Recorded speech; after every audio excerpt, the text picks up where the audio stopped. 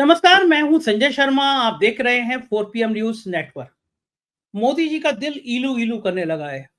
विदेश में कह रहे हैं कि पता नहीं कौन लोग होते हैं जो इस तरह हिंदू मुसलमान का फसाद खड़ा करते हैं। भारत के लोगों के लिए कह रहे हैं। अब देखो, विदेशों में तो मुसलमान हिंदू कितने प्यार से रहते हैं। इसे कहते हैं 100 डिग्री का टर्न, 100 डिग्री का टर्न। एकदम दिल बदल जाना, एकदम दिल प्यार से भर जाना। अब लोग कह रहे हैं कि मोदी जी को हिंदुस्तान में आके कौन सा इंजेक्शन लग जाता है, जो कहने लगते हैं कि ये जो कांग्रेस सत्ता में आ गई तो ये मुसलमानों को आरक्षण दे देंगे, मुसलमान आपकी टोटी खोद के ले जाएंगे, टोटी खोल के ले जाएंगे, मुसलमान आपकी बकरी चुरा के ले जाएंगे। पता नहीं मुसलमान क्या क्या करेंगे। भाषण में हमने सुना था कि आपके गहने बेच के मुसलमानों को दे देंगे। इस तरह की तमाम बातें उन्होंने मंच पे करी। मुसलमानों के खिलाफ जितना जहर उगल सकते थे उतना उगला। लेकिन विदेश में जाके कह रहे हैं पता नहीं वो कौन से लोग होते हैं जो हिंदू मुसलमान के बीच में फसाद खड़ा करते हैं। और सही कह रहे हैं, हम वो मोदी जी नहीं थे जो कहते थे कि कपड़ों के आधार पे आदमी की पहचान हो जाती है। वो कोई और मोदी जी होंगे। एक बार जब अकबर बादशाह निकल के जा रहे थे तो एक आदमी आया शाम को। उसने देखा अकबर बादशाह जा रहे हैं और नशे में धुत्ता उससे खड़े होकर अकबर बादशाह को बड़ी माँ बहन की गाली बकी। अकबर सैनिक लब के अकबर ने रोक दिया। सुबह उसको बुलाया। सुबह उससे पूछा, हाँ तुम कल मैं जब रात को निकल के जा रहा था तुम कुछ कह रहे थे। उसने हाथ जोड़े। बोला, हजूर वो रात वाला तो दूसरा था। रात वाले को तो होश ही नहीं था। मैं तो आपको अकबर महान है, मैं कैसे करूंगा। तो मोदी जी दारू वारू तो नहीं पीते, लेकिन मोदी जी विदेश में जाके उनको लगता है कि हिंदू मुसलमान बहुत प्यार से रहने चाहिए। अच्छी बात है, सुबह का भूला शाम को घर आ जाए। उसे भूला नहीं कहते, लेकिन वास्तव में आ जाए।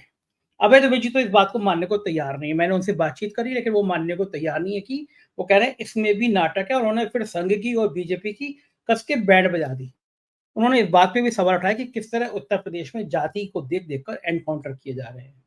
और बहुत बड़ा बवाल मच गया है कि एक यादव को एनकाउंटर कर दिया गया सुल्तानपुर डकैती में, और बाकी कुछ जाति विशेष के लोगों को टांग में हल्की फुल्की गोली मारी जाती है और ठीक कर दिया जाता है, अस्पताल में एडमिट करा दिया जाता है। अखिलेश यादव ने सवाल उठा दिया। बहुत तीखी बातचीत है, आप जरूर सुनिएगा, अपनी राय से अवगत कराइएगा। चलते हैं अभय दुबे जी के पास। 4 PM न्यूज नेटवर्क में स्वागत है आपका। अभय दुबे जी विदेश में जाके वो सवाल कर रहे थे कि ये कौन लोग हैं जो हिंदू मुसलमान के झगड़े लगाते हैं। देखिए, यहाँ विदेशों में कितने प्यार से रहते हैं हिंदू मुसलमान, और पता नहीं भारत में ऐसे कौन से लोग हैं जो हिंदू मुसलमान के झगड़े लगाते हैं। प्रधानमंत्री का इतना हृदय परिवर्तन हो गया है, कितनी अच्छी अच्छी बातें करने लगे हैं। मुझे लगता है कि अब उनको नोबेल पुरस्कार मिल जाना चाहिए कि आखिर देश का इतना बहादुर प्रधानमंत्री, इतने प्यार की, इतनी अहिंसा की, इतनी सात्विक बातें कर रहे हैं। तो अब देश के लोगों को मानना चाहिए कि प्रधानमंत्री जी बदल गए हैं। वो इस बात की चिंता कर रहे हैं कि भारत में ऐसे कौन से लोग हैं जो हिंदू मुसलमान का झगड़ा लगा रहे हैं। आपको क्या लगता है, विदेश से जो बात की है प्रधानमंत्री जी ने कि भारत में पता नहीं कौन से लोग हैं जो हिंदू मुसलमान करते हैं, विदेश में देखो कितने आराम से रहते हैं, इसके पीछे प्रधानमंत्री का अंदर से कोई ज्ञान आया होगा प्रधानमंत्री जी को। प्रधानमंत्री जी को लगा कि अब प्यार की बातें होनी चाहिए। कारण क्या है, क्यों ऐसी बातें की होंगी उन्होंने? संजय जी, आपको याद होगा कि जब लोकसभा चुनाव की मुहिम चल रही थी और प्रधानमंत्री प्रतिदिन मंच से मुसलमान विरोधी बातें कह रहे थे, हिंदुओं को वो उकसा रहे थे कि आपका आरक्षण छीन के मुसलमानों को दे दिया जाएगा, आपकी बहनों के मंगलसूत्र और उनका सोना चांदी मुसलमानों को दे दिया जाएगा, आपके घर का एक कमरा दे दिया जाएगा, आपकी 2 टोंटियों में से 1 टोंटी मुसलमान को दे दी जाएगी, आपकी एक भैंस मुसलमान को दे दी जाएगी। ये सब जो बातें कर रहे थे, इसी के साथ साथ वो अपने गोदी पत्रकारों को दिए गए इंटरव्यू में ये भी कह रहे थे कि वो दिन तो कभी आ ही नहीं सकता जब मैं हिंदू बनाम मुसलमान करूं। आपको याद आया होगा, तब भी उन्होंने इसी प्रकार की दो तरफी बात कही थी। अभी भी देश में भारतीय जनता पार्टी मुसलमान विरोधी मुहिम पर निकली हुई है। 2024 के चुनाव के बाद से भाजपा के जितने भी समर्थक पत्रकार हैं, उसमें कई यूट्यूबर्स भी हैं, वो खुलेआम मुसलमानों को गाली दे रहे हैं। भारतीय जनता पार्टी के प्रवक्ता, आधिकारिक प्रवक्ता, जो माथे पर टीका लगाकर और चंदन लगाकर टीवी पर अवतरित होते हैं, वो मुसलमानों के खिलाफ घृणा का प्रचार कर रहे हैं। बहुत बड़े पैमाने पर मुसलमानों के खिलाफ घृणा का। हिमाचल प्रदेश में किसी मस्जिद के, किसी तथाकथित मस्जिद के क्या कहते हैं उसको, अवैध निर्माण के खिलाफ एक बड़ा आंदोलन छेड़ दिया गया है। तो पूरी तरीके से भारत की राजनीति कैसे हिंदू बनाम मुसलमान हो, भारतीय जनता पार्टी उसमें नियोजित रूप से लगी हुई है, क्योंकि इन्हें इसके अलावा राजनीति करने का और कोई तरीका आता नहीं। लेकिन अगर ऐसा मोदी जी हमेशा 2-3 तरह की दोहरी जुबान में बोलते हैं। मोदी जी हमेशा दोहरी जुबान में बोलते हैं। लोकसभा चुनाव के दौरान उन्होंने दोहरी जुबान में बोला, और अब विदेश में जाके वो अपना एक लिबरल, एक उदार चेहरा पेश करने की कोशिश करते हैं मोदी जी हमेशा। क्योंकि अच्छा, जब तक अगर वो ऐसा नहीं करेंगे तो अंतरराष्ट्रीय स्तर पे उनकी बड़ी निंदा होगी। अच्छा, ये बताइए कि आप प्रधानमंत्री कहते हैं कि 140 करोड़ देशवासियों का विश्वास, सबका साथ, सबका विकास। तो ये सब बातें क्या झूठी हैं जो ये बातें करते हैं प्रधानमंत्री जी? इसमें कोई शक है भाई, वो तो अगर प्रधानमंत्री प्रेस कॉन्फ्रेंस नहीं करते, अगर ना भारत में करते ना विदेश में करते, अगर विदेशों में प्रेस कॉन्फ्रेंस कराएंगे तो वहां के पत्रकार पूछेंगे कि आपकी पार्टी जो पूरे राष्ट्र की नुमाइंदगी करने का दावा करती है, वो मुसलमानों को राजनीतिक नुमाइंदगी देने के लिए तैयार क्यों नहीं है? आपकी पार्टी मुसलमानों को टिकट क्यों नहीं देती? ये सवाल देश में तो उनसे मोदी से कोई पूछता नहीं, क्योंकि प्रेस कॉन्फ्रेंस ही नहीं करते। उनके प्रवक्ता इस बात की कोई परवाह नहीं करते। और राष्ट्रीय स्वयंसेवक संघ के प्रचारक कहते हैं कि जिस दिन मुसलमान हमारी तरीके से सोचने लगेंगे, हम उनको टिकट भी देना शुरू कर देंगे। मोदी जी जैसे ही विदेश में प्रेस कॉन्फ्रेंस करेंगे, उन्हें इन सवालों का सामना करना पड़ेगा। एक बार यूएन के अंदर उन्होंने कुछ पत्रकारों के सवालों का सामना किया था, तब उनसे पूछ लिया गया था कि आपके यहाँ जो मुसलमान विरोधी हिंसा होती है, लिंचिंग होती है, सब सवाल उनसे पूछ लिए गए थे। उसके जवाब में उन्होंने बड़े बनाऊ तरीके से, वो तो बनाऊ तरीके से बोलने में बहुत माहिर है ना मोदी जी, उन्होंने बनाऊ तरीके से कह दिया था कि भाई भारत तो एक ऐसा लोकतंत्र है जो दुनिया का सबसे बड़ा लोकतंत्र है, यहाँ सब लोग मिलजुल कर रहते हैं। इस प्रकार की बातें करके वो पतली गली से निकल गए थे। तो मोदी जी से ये सारे सवाल तो अभी पूछे जाने बाकी हैं, और ये सवाल कब पूछे जाएंगे, कब पत्रकारों को, हमारे आपके जैसे लोगों को मौका मिलेगा, हमें नहीं पता। क्योंकि वो बहुत चालाकी के साथ पहले दिन से ही पत्रकारों के एक फ्री एंड फेयर, खुली और मुक्त प्रेस कॉन्फ्रेंस करने से लगातार बचते रहे हैं, और वो कभी भी ये नहीं करेंगे, क्योंकि अगर वो करेंगे तो बीच में गुस्से में उठ के चला जाना पड़ेगा। ठीक उसी तरह से करण थापर के इंटरव्यू में वो उठ के चले गए थे। अच्छा, राष्ट्रीय स्वयंसेवक संघ भी मुसलमानों को जोड़ने की पहल करता है। एक इंद्रेश जी हैं, वो मुस्लिम मंच बना लेते हैं। तो ये पहल क्या केवल नाटक करने के लिए होती है, ड्रामा करने के लिए होती है? नाटक करने के लिए नहीं, असल में है क्या कि ये लोग वाटर टेस्टिंग करते हैं। ये लोग जो है वो परीक्षण करके देखते हैं। ये सारे के सारे परीक्षण हैं कि मुसलमान समाज किस हद तक है, उनका जो इंटेलेक्चुअल वर्ग है उनको किस हद तक अपनी ओर खींच सकता है। अटल बिहारी वाजपेयी के जमाने में भी हुआ था। एक मुस्लिम मंच बना था, उन्होंने अटल बिहारी वाजपेयी के सपोर्ट में कुछ बातें कही थी, उनकी उदारता वगैरह के आख्यान के गीत गाए गए थे। तो ये कोशिश हमेशा से, और राष्ट्रीय स्वयंसेवक संघ के भीतर भी बहस चलती रही है कि क्या मुसलमानों के लिए संघ के दरवाजे खोले जाएं।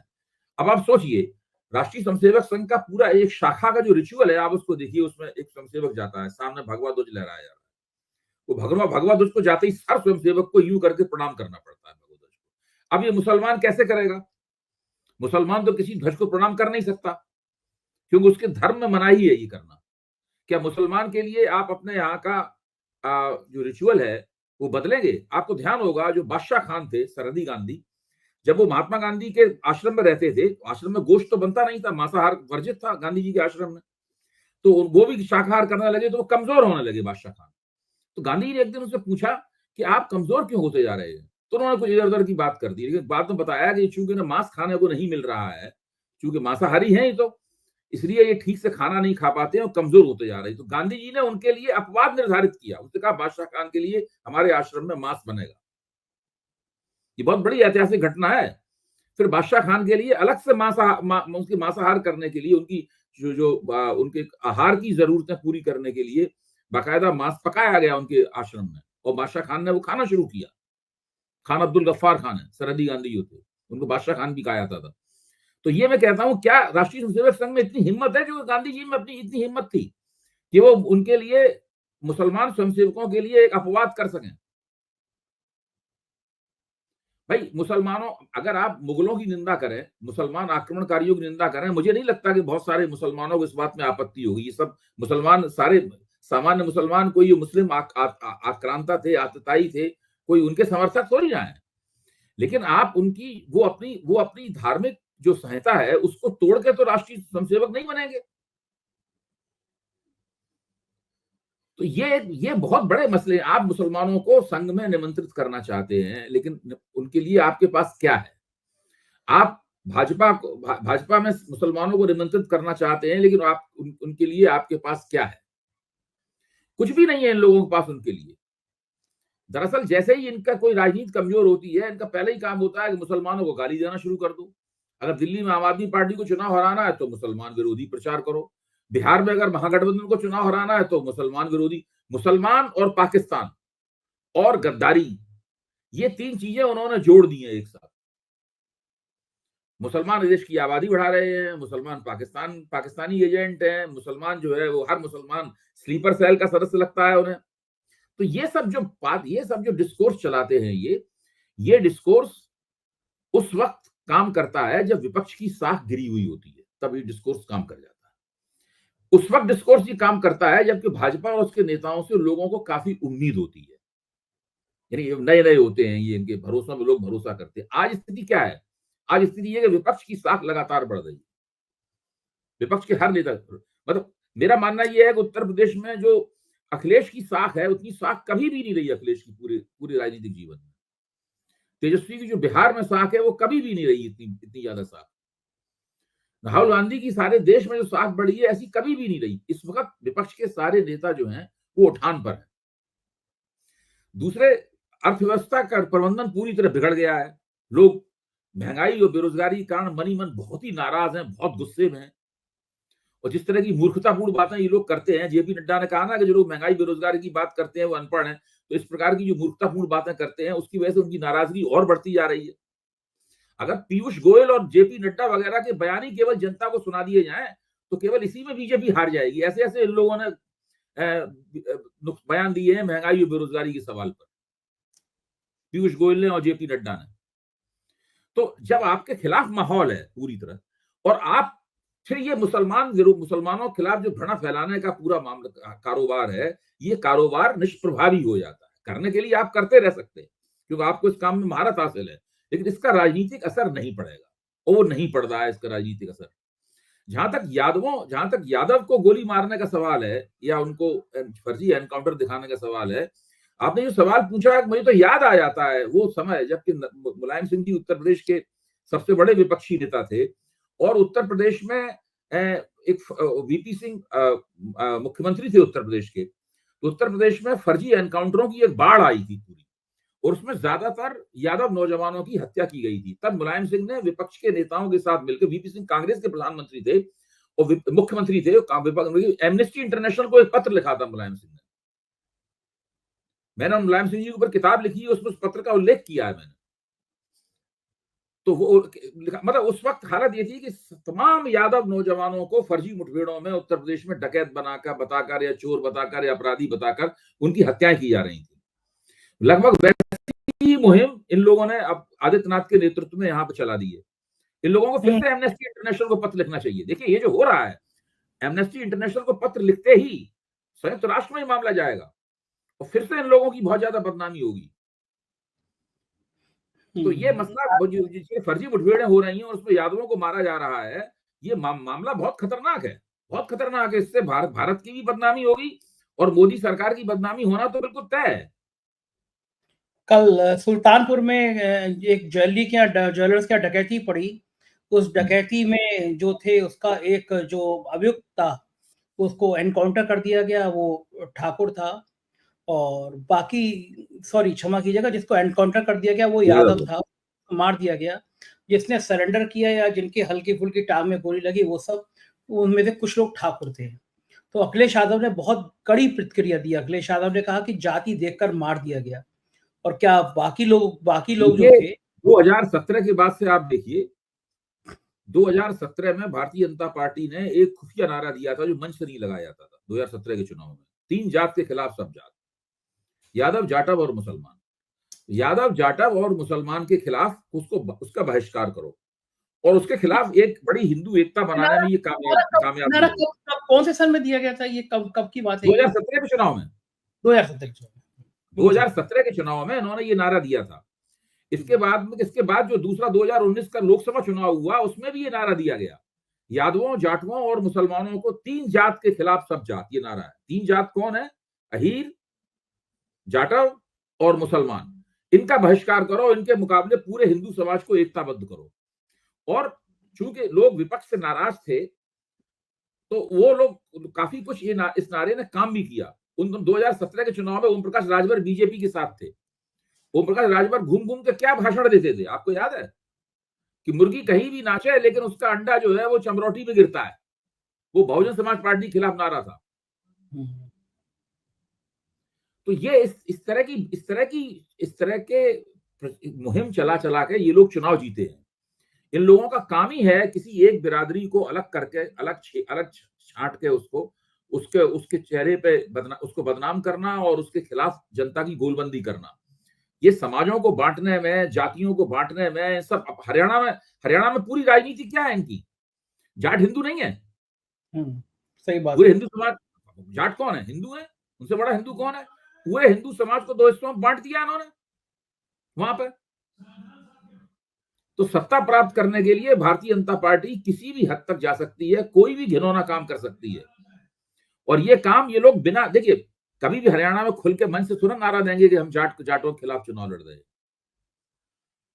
तो जाट बनाम जाट तो एक खुफिया नारा है ना, तो जाटों के खिलाफ एकजुट हो जाओ सब लोग। इसी तरह उत्तर प्रदेश में यादवों के खिलाफ सब लोग एकजुट हो जाओ, जो मुसलमान यादवों और जाटों के खिलाफ, ये लोग हमें वोट देते नहीं, इनके खिलाफ एकजुट हो जाओ। बहुत ही घिनौनी पार्टी है ये।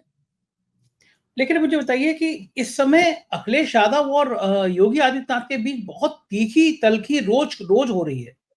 अखिलेश यादव ने कहा कि जो बुलडोजर चलाते हैं स्टीयरिंग पता नहीं दिल्ली कब बदल दे, और ये भी कह दिया अखिलेश यादव ने कि अब सरकार आ रही है, सारे बुलडोजर का रुख गोरखपुर की तरफ होगा। इस तरह की चुनौती कभी देते नहीं थे अखिलेश यादव योगी आदित्यनाथ को, लेकिन अब इतना ये सब जगह हो रहा है। अब महाराष्ट्र में नहीं हो रहा है। महाराष्ट्र में जब शिवाजी की प्रतिमा गिरी तो जब विपक्ष ने मार्च किया तब एकनाथ शिंदे की तस्वीरों पर उद्धव ठाकरे ने अपने हाथ से चप्पलें बरसाई। ये सब जगह हो रहा है। ये इनके भाजपा के बीच में तलखी लगातार और भी ज्यादा बढ़ने वाली है। उत्तर प्रदेश में बढ़ेगी तलखी। ये अभी देखना, झारखंड में जब चुनाव होगा तो झारखंड में बहुत तलखी बढ़ेगी, हरियाणा में बहुत तलखी बढ़ने वाली है। अगर आप भारतीय जनता पार्टी के राजनीतिक इतिहास पर गौर करें, खासतौर से चुनावी इतिहास के ऊपर, तो आप पाएंगे कि सत्ता प्राप्त करने के लिए वो हिंदू समाज के एक हिस्से को दूसरे हिस्से के खिलाफ खड़ा करती है। और इसकी ये बिल्कुल रिकॉर्ड में बात है। उत्तर प्रदेश में 2017 का चुनाव जीतने के लिए उसने 3 जात के खिलाफ सब जात का एक खुफिया नारा दिया, जो अंडरग्राउंड चला नारा। 3 जात का मतलब था यादव, मुसलमान और जाटव के खिलाफ, जो हमें ये वोट नहीं देते, इसलिए इसके खिलाफ पूरा हिंदू समाज एकजुट हो जाए। और उस वक्त की जो परिस्थितियां थी उसमें ये नारा, उस नारे ने काम भी किया। उसके बाद 2019 के चुनाव में फिर से ये अंडरग्राउंड नारा दिया गया। अब हरियाणा का चुनाव भी इसी तरीके से ये जीतते हैं। हरियाणा का चुनाव 2 बार जो उन्होंने, एक बार पूरी तरह जीता, दूसरी बार सबसे बड़े दल के रूप में उभरे, दोनों बार उन्होंने अंडरग्राउंड तरीके से जाटों के खिलाफ हिंदू समाज, गैर जाट समाज को एकताबद्ध करने की कोशिश की। ये लोग विचारधारात्मक रूप से दावा करते हैं कि लोग हिंदू एकता के पक्षधर हैं।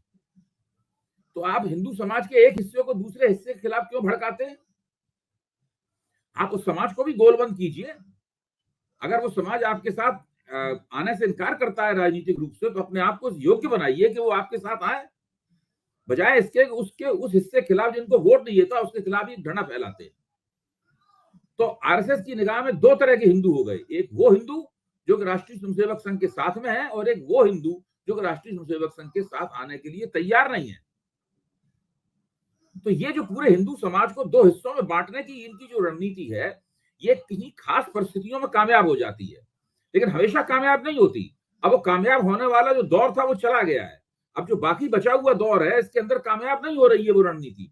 न मुसलमानों के खिलाफ नफरत फैलाने से कामयाब हो रही है। हरियाणा में देखिए, जाट गैर जाट, हरियाणा में जो लोकसभा की सीटें इन्होंने हारी हैं, वो केवल जाट वोटों की वजह से हारी हैं। अगर जाटों के साथ में दूसरे हिंदू समाज के दूसरे हिस्से उनको वोट नहीं, इनके खिलाफ वोट नहीं करेंगे तो कैसे चुनाव हारेंगे ये? ठीक बात है ये।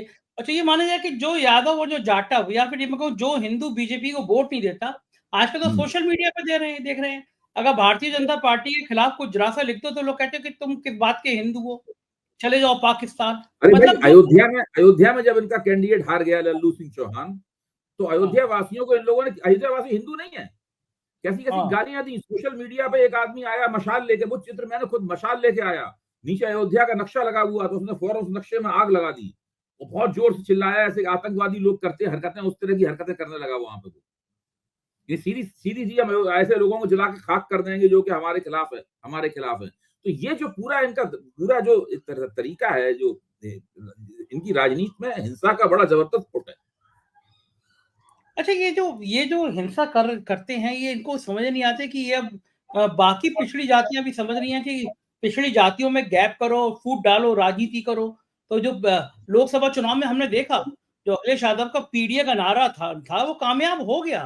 37 सीटें, वो भी समाजवादी पार्टी दावे के साथ कहती है कि प्रशासन ने गुंडागर्दी नहीं की होती तो 10 सीटें और आती, यानी गठबंधन के पक्ष में और सीटें होती। तो आप ये जो बिल्कुल होती। नारा, देखिए, केवल मैं समझता हूं कि इसमें अखिलेश जी ने तो अपने नेतृत्व को स्थापित कर दिया है, और उन्होंने ये भी दिखा दिया है कि वो गैर यादव पिछड़ी जातियों को और जो कमजोर पिछड़ी जातियां हैं, जिनको अति पिछड़ा कहते हैं, उनको भी अपनी तरफ खींचने में कामयाब हैं। उनके ऊपर लोगों का विश्वास है कि उन्होंने टिकटों का बंटवारा इस तरीके से किया था। बिहार में थोड़ी सी कमी मुझे दिखती है इस सवाल के ऊपर। बिहार में जिस दिन तेजस्वी यादव के साथ में जो गैर यादव पिछड़ी जातियां हैं और कमजोर अति पिछड़े हैं, जैसे ही उनकी हमदर्दी तेजस्वी यादव की तरफ बढ़ी, बिहार में भी इन लोगों का सुपड़ा साफ हो जाएगा। एक तो नीतीश कुमार की राजनीति उस दिन खत्म हो जाएगी, और भारतीय जनता पार्टी बिल्कुल दोबारा पूरी तरह ढक्कन हो जाएगी बिहार में। और फिर तेजस्वी यादव वास्तव में जो जिस तरह का पीडीए नाम उसका कुछ भी हो, जो पीडीए की बात कहते हैं अखिलेश यादव, उस तरह का पीडीओ बिहार में भी बन जाएगा। अच्छा, इधर उत्तर प्रदेश में कुछ दिनों से देख रहे हैं कि योगी आदित्यनाथ और अखिलेश यादव में बहुत तल्खी छिड़ गई है। आज अखिलेश यादव ने इतना तीखा ट्वीट किया है कि यादव जाति को देखकर हत्या हो रही है। फिर बुलडोजर को उनको लेके कह दिया कि बुलडोजर गोरखपुर की तरफ जाएंगे 2027 में।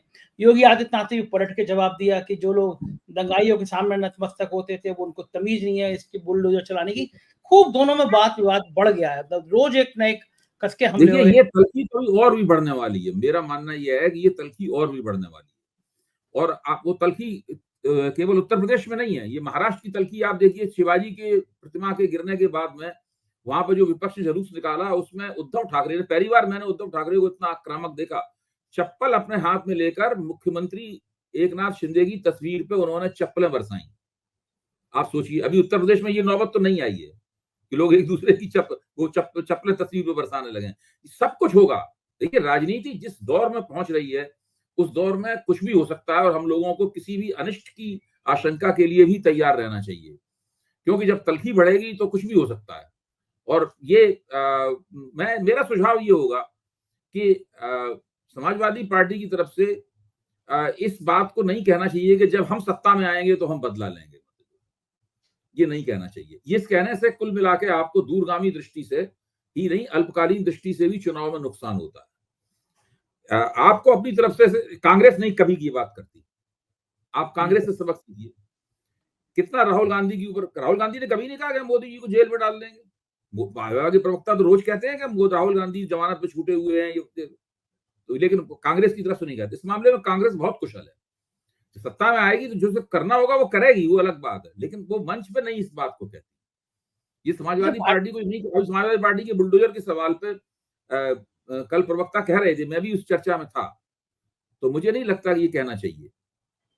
अच्छा, गजब की राजनीति होती है भारतीय जनता पार्टी की भी। मुलायम सिंह यादव की पुत्र वधू अपर्णा यादव को लेकर आए और वो बड़े जोश में कहा कि भैया जो यादव परिवार एक नहीं हो सका वो क्या करेगा। अपर्णा यादव ने कस के प्रचार कराया, हर जगह कहा कि मुलायम सिंह की पुत्र वधू देखो हमारे साथ आ गई, अखिलेश यादव की अनुज वधू हमारे साथ आ गई। अनुज अखिलेश यादव के सौतेले भाई हैं, उनकी पत्नी अपर्णा यादव, और कस के प्रचार किया। लंबा समय बीत गया, सालों बीत गए कि वो अपर्णा यादव को एमएलसी बनाया जाएगा, एमपी का टिकट दिया जाएगा, मंत्री बनाया जाएगा, आयोग का अध्यक्ष बनाया जाएगा, मेयर का चुनाव लड़ाया जाएगा। केवल बेचारी को जेड प्लस की या जेड प्लस को क्षमा चाहिए, वाई श्रेणी की शायद सुरक्षा दी गई। और उसके बाद में अब महिला आयोग का उपाध्यक्ष, ढेर उपाध्यक्ष होते हैं, उसमें एक उपाध्यक्ष अपर्णा यादव की।